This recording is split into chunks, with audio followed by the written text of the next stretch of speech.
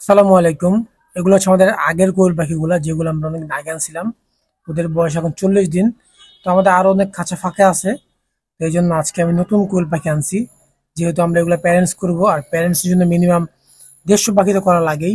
আমাদের ছিল আগে 60 পিস, এখন আছে 65 পিসের মতো, যেগুলো আমি অর্ডার দিছিলাম। তো এগুলো হচ্ছে আমি আনছিলাম গোপালগঞ্জ থেকে। তো এগুলো আমি এখন আনবক্স করব। এই যে পাখির কোয়ালিটি দেখেন।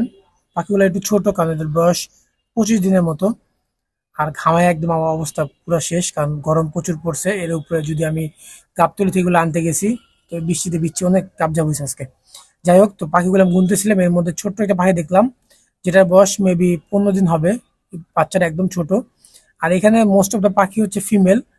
সবগুলা পাখি ফিমেলের কারণ হচ্ছে যে, আমি যদি প্যারেন্টস করতে যাই তাহলে আমার মেল ফিমেল একটা ম্যানেজমেন্ট রাখা উচিত। যদি 150টা পাখি হয়, 30টা মেল দিলে এনাফ। সেই জন্য আমি সবগুলো ফিমেল আনছি। পরবর্তীতে যদি আমি মেল লাগে তাহলে আমি আলাদা আনতে পারবো। তাহলে সেকেন্ড খাঁচা। এই আর পাখিগুলো একটু ভালো আছে আগের তুলনায়। কিন্তু আমার পাখিগুলো ধরে আমার মন খারাপ হয়ে গেছে, কারণ পাখিগুলা আমি যেমনটা আশা করছিলাম 25 দিন বয়সের, ওরকম হয় নাই। একটু সাইজও ছোট হয়েছে, প্লাস গ্রোথটা ওরকম হয় না। যদি ওনার কথা মতো যদি এটা বয়স 25 দিন হয়, তাহলে কিন্তু গ্রোথ হয় না ওরকম ভাবে। তাও যেহেতু আয়না ফেলেছে, এখন তার চেঞ্জ করা কিছু নাই। এই যে লাস্ট পাখি এইটা। এই হচ্ছে আমাদের এখন আপাতত সেট আপ গুলা। বাট এই দেখেন, আমার 40 দিনের পাখির সাইজ দেখেন, আর এই 25 দিনের পাখির সাইজ দেখেন। রাত দিন তফাৎ। এই আমার যে 40 দিনের পাখিগুলো, এগুলো কিন্তু 25 দিন বয়সে ভালোই ছিল। এর মধ্যে আবার দেখেন কতগুলো বেশি রিজেক্ট।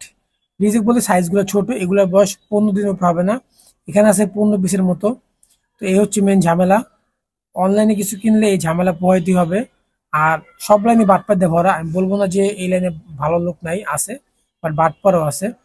আর আমাদের শেডের কাজ কিন্তু অলমোস্ট শেষের দিকে। এখন জাস্ট আমরা ঢালাই করব। ঢালাই করলে সামনের যে গরুর খাবারের ইয়াগুলো বানায়, ওগুলো বানানোর পর কমপ্লিট হবে। আপাতত এই কারণে আমরা কোনো গরু আনতেছি না। প্লাস বর্তমানে গরুর দাম একটু হাই চলতেছে। এর কারণ হচ্ছে আপনার কোরবানির পর সবাই গরু কিনে। আর বৃষ্টি অল টাইম তো চলতেছেই, এ তো আসি একটা বৃষ্টি তো পরে এখন রেগুলার বেসে বৃষ্টি পড়তেছে। সো আমার এই সেট গুলোর মধ্যে সব থেকে ভালো লাগে আমার কাছে সিম্বা আর সিম্বি। ওরা দুজনকেই। ওরা চুপচাপ হাঁটাহাঁটি করে বেড়ায়, আর মানুষকে অ্যাটাক করে। বাচ্চাগুলো যেহেতু অনেক ছোট, সো এবার আমি আর বড় খাঁচা রাখিনি, কারণ খাঁচা থেকে অনেকগুলো বের হয়ে গেছিল। এই জন্য আমি ছোট খাঁচা শিফট করছি এটাকে। না হলে দেখা যাবে যে, মানে বড় খাঁচাতে যদি বের হয়ে যায়, তাহলে এগুলো খুঁজে পাইতে ঝামেলা। আর যখন ওদের খাবারের ক্ষুধা লাগে, তখন ওরা এই খাঁচা থেকে বেশিরভাগ বের হয়ে যায়, আর এই খাঁচাটা বের হতে পারবে না। আর এখানে আমরা যে ইউনিক কালার দুটো পাখি রাখছিলাম, ওরা এই জায়গায় সেট খেয়ে গেছে, একদম লাফালাফি করতেছে।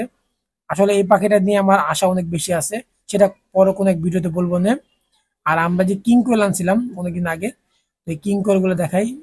একমাত্র জিনিস যেটা আমি খুলে দেখি না ওদের কি অবস্থা। কারণ এইসব পাখিকে আপনি যতটা বেশি, মানে একটু খোলামেলা পরিবেশ দিবেন, আপনি একটু প্রাইভেসি দিবেন, ওদের রেজাল্ট তত ভালো আসবে। So thanks for watching student. আল্লাহ হাফেজ, টাটা। দেখা যাক আমাদের কোয়েল পাখি থেকে আমরা কেমন রেজাল্ট পাই সামনে।